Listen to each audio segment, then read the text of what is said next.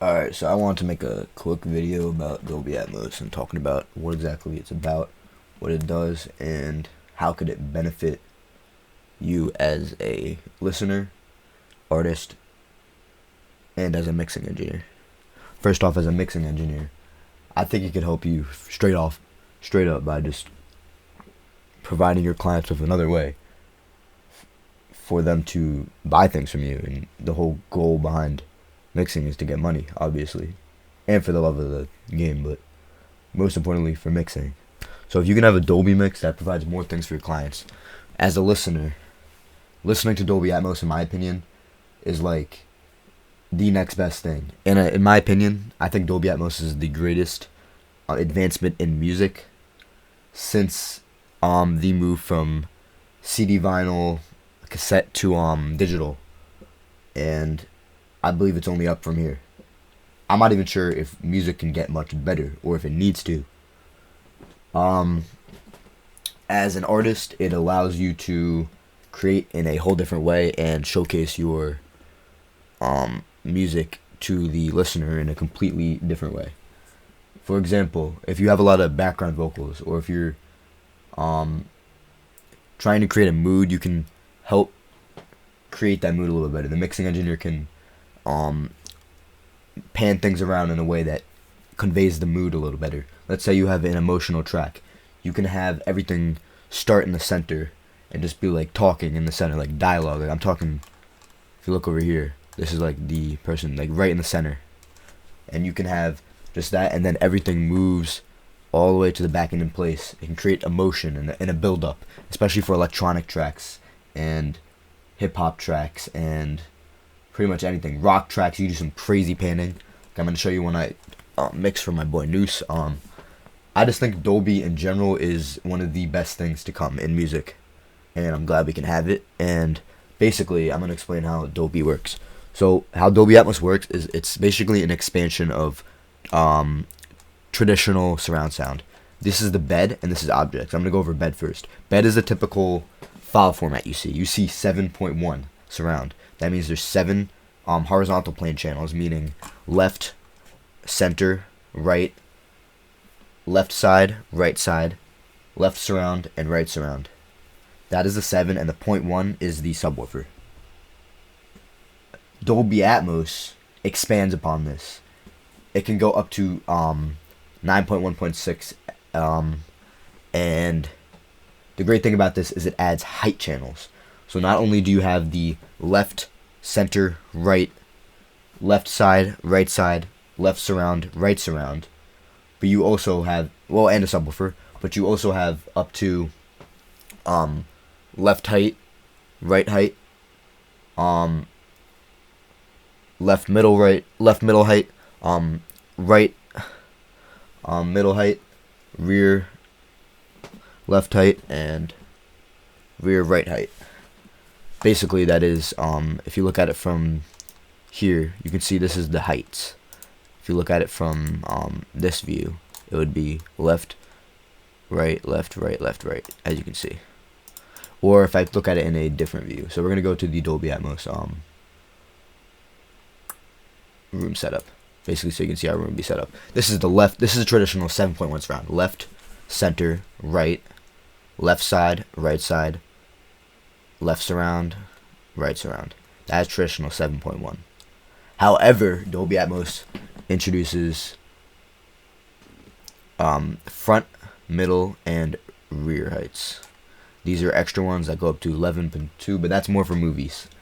For music, you don't really have to focus on that, and I don't think it would be ever needed to use. As a matter of fact, I wouldn't even recommend mixing Dolby Atmos in a 9.1.6, meaning 9 horizontal plane channels, 1 subwoofer, and 6 height channels, because the average listener doesn't even. Most listeners have 2 channels, speakers, for a stereo.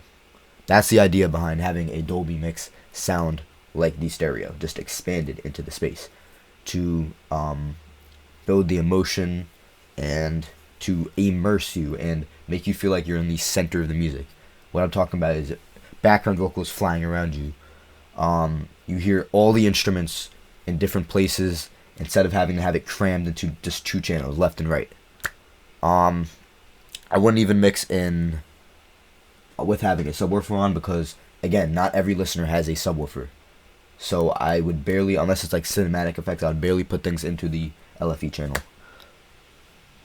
However, Apple does have the Apple Spatial Audio, which is a head tracking on the AirPods. So you can move your head left and right, up and down, move it around. It uses a gyroscope in the AirPods or the AirPod Maxes and select Beats headphones to figure out which way your head is pointing and how to position the music around you. So it almost sounds like you're in a surround sound area or like in a theater, which is really cool. And definitely with the introduction of Apple Spatial Audio on the AirPods, changes the way I do some Dolby Atmos mixes. Alright, so enough talking about the speaker setup. Then there's something called objects. Dolby Atmos expands even further from the traditional, what we call bed setup, which is just discrete channels, meaning you can only place it left or right, and introduces objects, which means you can basically place an object anywhere in the room, and no matter how many speakers you have, it will figure out how much it is. So let's say you have a 7.1 channel speaker setup, and you place something right here. Just because there's no speaker right there, right here, it will place it a little bit in the rears and a little bit in the sides. So it'll make it sound like it's coming from there. And let's say you do have a speaker there, it will come out of that speaker mostly. And you can pan it around the room and it sounds much more clearer, more fluid, and you can do a bunch of cool tricks of size, positioning, divergence. That's a whole other topic. There's so many things you can do. I think the possibilities are endless. And I really feel like Dolby Atmos mixes can be either totally left, meaning I think they ruin the song, or they can be totally right, which it enhances a song. And some songs I listen to, I can't stand them in Atmos. I want to hear it. That's badly mixed. Not much time spent onto it. Probably the label was just trying to push the album as being marketed with a Dolby Atmos badge on it, on like Apple Music, Tidal, etc. If you put a nicely composed Dolby Atmos mix, I believe it can be a whole nother way to listen to the song.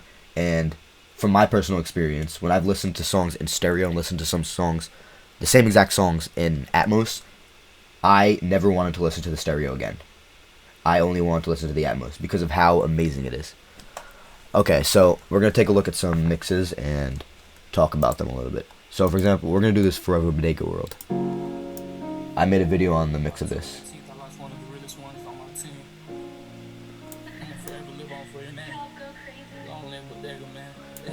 So this mix was done just with beds, as you can see.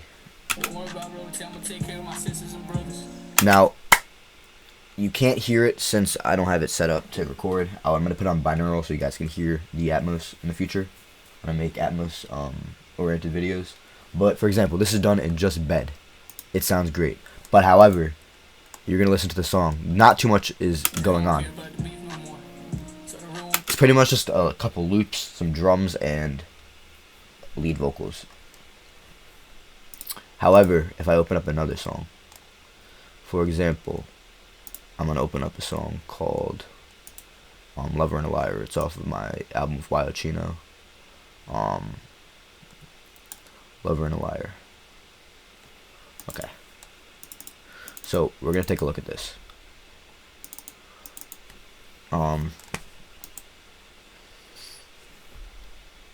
Okay. So, first off, you're going to say, what the fuck are these? And yeah, these are objects. So you can see, and the cool thing about the Dolby Atmos renderer or the integrated renderer in certain DAWs, you can see where the objects are and how they're moving. So, I had the lead vocals usually in the center and some drums in the side usually. Kicks placed in the center as well. I usually have some extra vocals in the ad-libs placed in the front as well to add width to it. Usually that would pan left and right and have one in the center. But as you see, certain things are moved around the room. Like some of the background guitars are being panned around the room.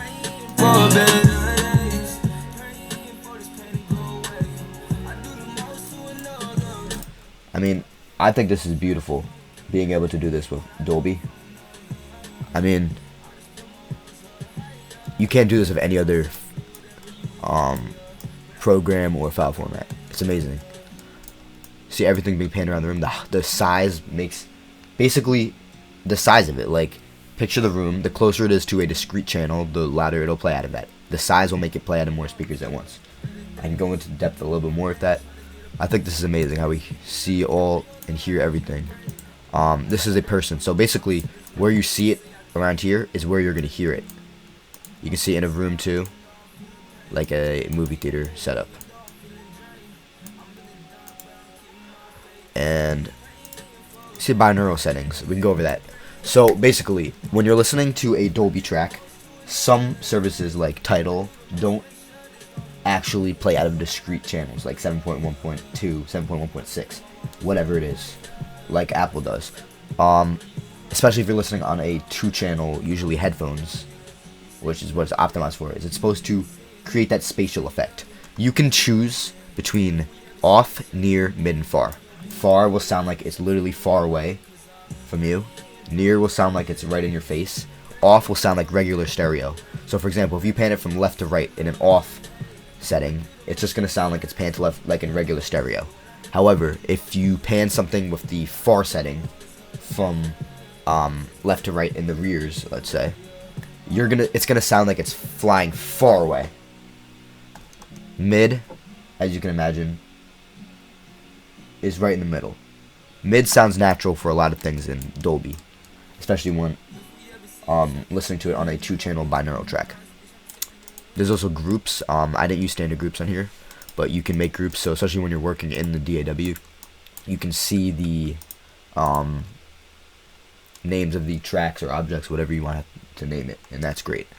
Okay, another thing we're gonna look at is I just worked on one. Let me see what it's called again. Hole in the drywall. Okay, so I'm gonna find that. Hole in the drywall. Okay, so for the Dolby version of this, I redid it off of stereo and I changed up a couple things. You're gonna compress things a little heavier in Dolby just to highlight it, add some more reverb to create the space so not everything sounds dry, and you shouldn't be able to pinpoint exactly where a sound is coming from. So we're gonna take a look at this.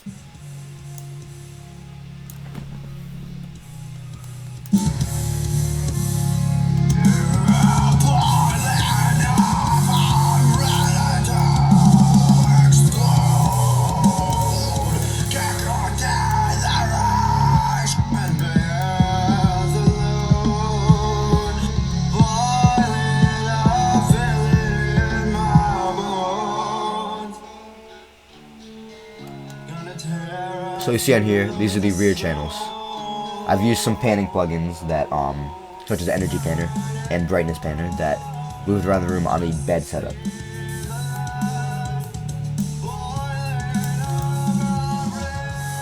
So I moved the drums. You hear in that drum roll. You're gonna hear that drum roll over here.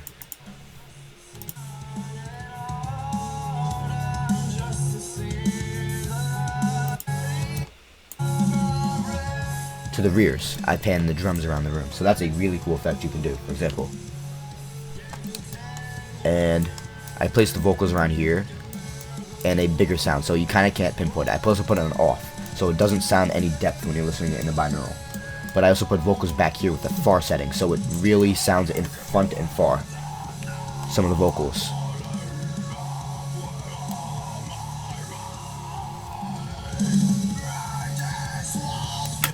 I'm gonna look at another instance of a Dolby Atmos mix and talk about a little bit of what I did. So, I'm gonna look at a song, if I can find it.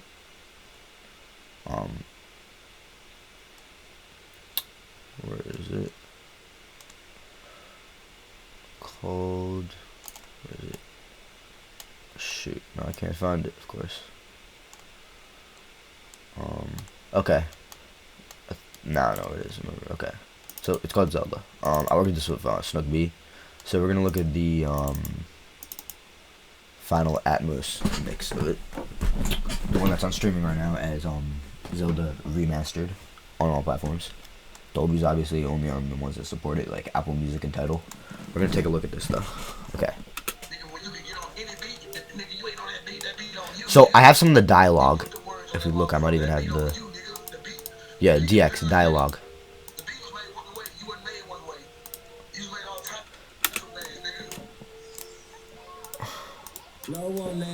Yeah, so lots going on. I have the ad-libs around here. I have ad-lib delays around here, so it sounds like it's moving far away when it's echoing out. I have the main sample moving around in a circle. I use the Dolby Atmos Painter plugin for that one. Specifically the Dolby Atmos Composer plugin from I forget the name of it, but you could find it. Just search up Dolby Atmos Composer. I think it was $399.99. Definitely expensive, but if you're a Windows user like me and you can't use Dolby's plugins, you can use it through there, or you can use theirs, which is great. So it moves that around based on the tempo.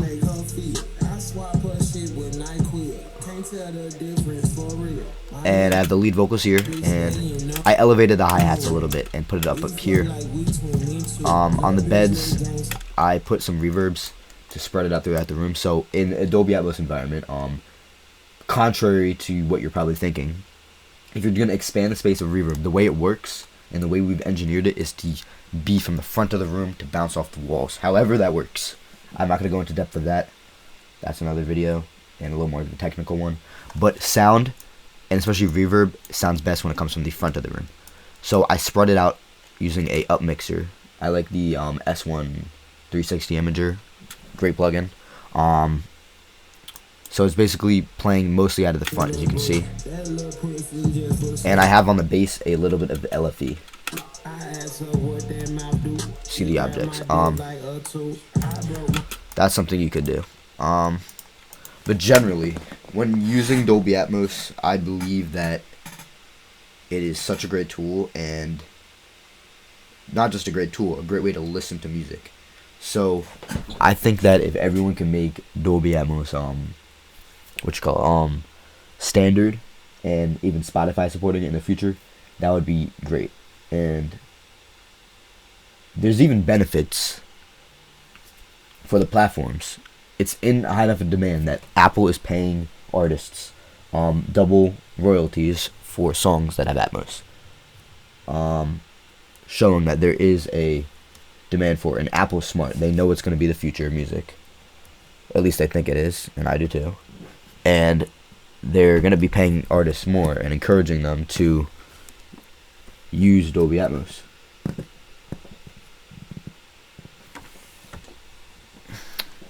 Like old school, taught me how to play cool, which I think is great. Peace out.